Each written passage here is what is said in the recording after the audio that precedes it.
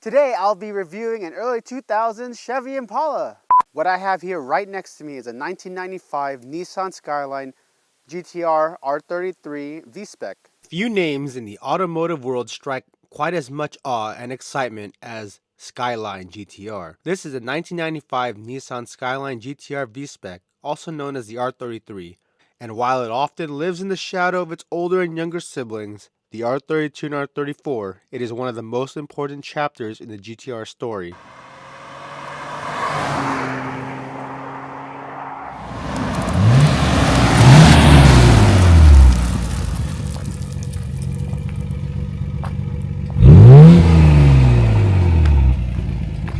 Although the general consensus is the R33 is underappreciated and underrated, it's also the most misunderstood because it's important to note that the R33 is a very important evolutionary step before the more iconic, much more loved R34. So without the important step of the R33 in the GT-R lineage, the R34 would not be the legend that it is today.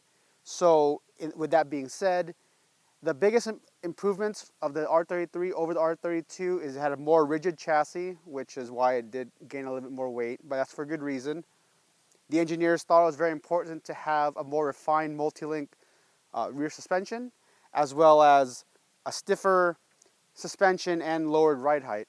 But as you can see, there is a big difference between the R33 and R32 in that the body is longer, a little bit wider, but aerodynamically speaking, the R32 is inferior to the R33's more complete aerodynamic package. And so in addition to the rigid chassis upgrades from Nissan, the R33 also introduced an active LSD, limited slip diff, as well as their Atessa ETS all-wheel drive system. Okay, and as you can see, it still does carry over the same engine from the R32, which is the RB26 twin turbo. But it is important to note that with this engine and this new revised chassis, it did score a couple of brownie points in the racing community. It does a quarter mile in under 13 seconds. It can do a 0 to 60 in under 5 seconds. And this was the first production car, although it was an unofficial time, on the Nürburgring. It went around the track in under 8 minutes. And at the time, again, this is 1995, this was unprecedented for any production car. And we all do love and adore our Japanese car interiors. So let me present to you the best interior that I've ever sat in. The stalks are actually switched around. So we have the lights on the right and the lights and blinkers on the right. And then we have the windshield wiper on the left. So your first instinct when you want to make a signal is to hit this side, and obviously you're going to get scared because all of a sudden your wipers go off, but in due time you will get used to it as you're driving. The part for me that was kind of hard to get used to was shifting with the left hand, going through the gears. It still does the usual 1 2 3 4 5 in reverse, but with your left hand, if your left hand is not the dominant hand for you, then it might be a little bit hard to get used to at first. But again, as you're driving, you do get used to it. So, but again, also the clutch, brake, and gas are all on the order that you would expect it to be in, even though it is a right-hand drive. Now, maybe for the newer generation, they may not know what these are, but those are coin slots to put your coins in when you're crossing the tolls in Japan, of which there are many, I've heard. So you have one in the center console, then you also have one here for that quick grab because, you know, your hand's right next to the window. Just slide your finger here, take the coin out, throw it at the toll booth. There you go, done, and you're on your way.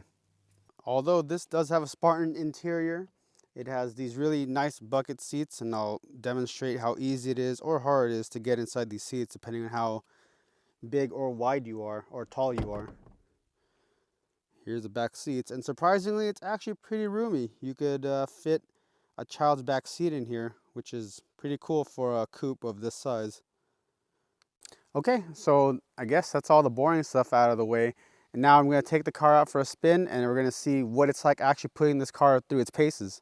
Okay, obviously it's right-hand drive, but I'm going to show how easy or hard it is to get inside the car.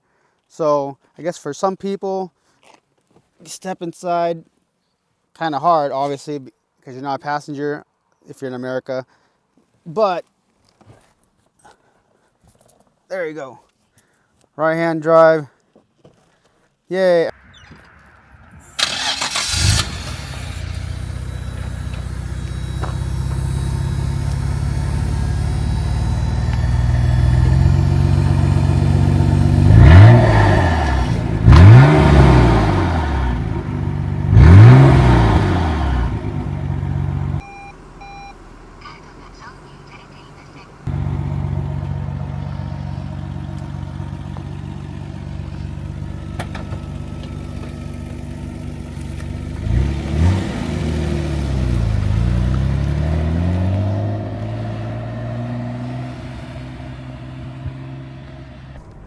All right, so we'll be headed off doing our usual route.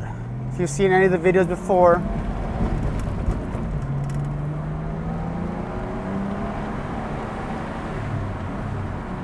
so what I actually like about the R33, I almost said R35, I don't know why, but I like how actually responsive it is once you really hammer on the throttle, put the car through each gear, and it just feels like one of those, you know, those Japanese cars you always hear and read about, and I actually like that a lot. So I've read that the V-Spec has a much stiffer and sportier suspension. I've never driven a regular R33, so I'm not quite sure just how much more stiff it is feeling-wise. And numbers can be numbers, but in any case, I think it's stiff enough, honestly. Some of these bumps on this road do get a little bit jarring, but the important part, like everything else, is that it inspires confidence when you're going through these turns, because obviously you never want to get worried as you're going through all the tight turns. And at the same time, you don't want to feel like the car's just rolling like crazy. And I do want to say that in general, the ride is pretty flat, and I have no problems going through any of these turns. Oh goodness. Whoa.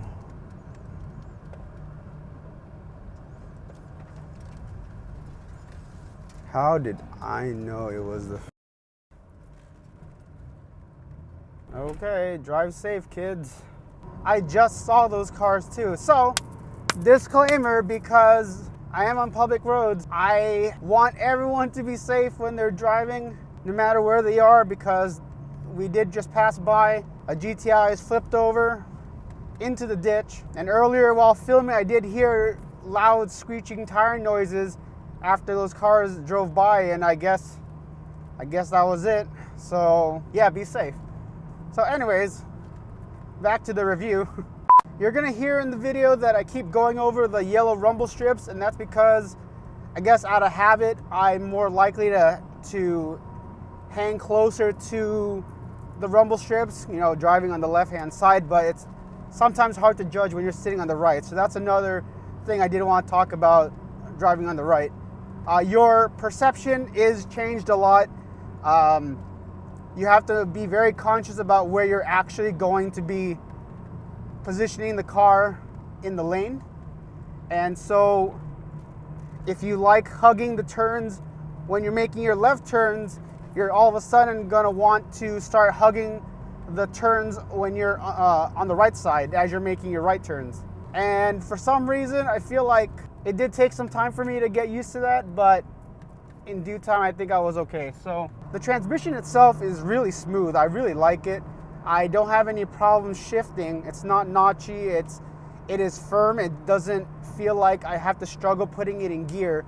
But I'm not sure if it's the same for every R33 or R33 V-Spec, but for this one, the engagement point for this clutch is like the very top. So that part I had to get used to as well. So there's that. So in general, I feel like this car is very, how do I say, it's a very standard issue JDM. I think the closest to it for me would kind of be, I know it's a totally different car, but I had a DB2 Integra, a 93, so a 93 Integra GSR. And the interior for that was also just as plain as this, full of cloth, has shared some parts with its Honda brethren, but the transmission was harder to throw because I guess the stick was longer, but sometimes it wouldn't engage in the gear, and you had to like redo it, I guess. The steering was actually okay, very assisted steering compared to this, where I can actually still feel like the steering has a little bit of resistance, so it kind of feels like there's no power steering in some ways. But I've read that this does have a lot of electronic assists, in that when journalists were driving this car and they were comparing against the R32, they actually thought that this had very light steering despite the super heavy car claims that everyone was saying about the car. But in all honesty, I don't feel like this car is that heavy. It's just when you're comparing it against an R32 or a chassis in general that dominated a certain section of racing, in which in the R32's case was Group A, no one expected it to do that well, hence the name Godzilla that it was given, because it just dominated the entire group. The R33 did not have that much racing success compared to the R32. When you compare the R33 and where it was in its time of racing, by the time it entered GT1, the McLaren was already dominating. So when the R33 LM1 spec entered in the Le Mans, it did finish 10th in its group, or 10th overall. But again, to go against McLaren's and still finish 10th is pretty good, at least for me. But with all that being said, I think that the R33 is still a great car. It's kind of like how people underappreciate the 996 just because of what they think are the very ugly headlights. But honestly, the R33 is very capable. Nice. Yeah, it really hugs when it wants to. We're going downhill right now. This is a lot of fun.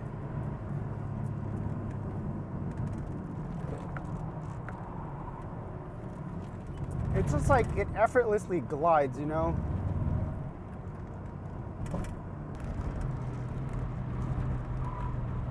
Even man, this will not break traction. I love it. It's just unbelievable. Like, I'm trying to put as much power down as I can as I'm going around the turn, and it just does not want to break traction, which for me is good. It's a lot safer. Oh, going around those bumps, man, that's crazy. And you know, if you're a big fan of the Gran Turismo series, the R33 did show up prominently. If you like the big Pennzoil black and yellow paint scheme, you will remember that from your childhood days, or however old you were when you started playing Gran Turismo. Overall, I think the R33 is very underappreciated. It's a very capable car. And so, like I was saying, it is very much like the 996 in that it's also a very underappreciated chassis. And there is no reason why the 996 should have the amount of hate that it does face. I've driven a lot of cars around here throughout my time. This is the perfect blend between 90s Japanese carness and modern technology, because you have to remember the biggest reason why Japan was able to beat the Europeans at their own game was due to the use of advanced technology in their cars. All right, so there you have it. That's the 95 R33 GT-R V-Spec. Might not have the same cult following as the R32, the R34, but it is remarkable in its own right. It really bridged the gap between those two cars. And I love the car so much, I went to Japan and got one of these things. Yes, I know, some people look down on these, but you know what? I saw it, same exact one I drove. I'm gonna build it and hopefully turn into a very good short. Thanks for watching. Okay, and there we have it. That's the video. If you made it this far in this video, thank you so much. I appreciate you. And thank you to Marco from Euro Classics Cars in San Mateo for letting me take this car and putting it through its paces. Now, if you like the R33, if you like this video, please hit the like button and subscribe to the channel if you haven't already. And if you had any comments, any things you wanted to say that I missed out or made a mistake on, please leave it in the comment below and I'll make sure to get back to you. Thank you so much. Have a good one.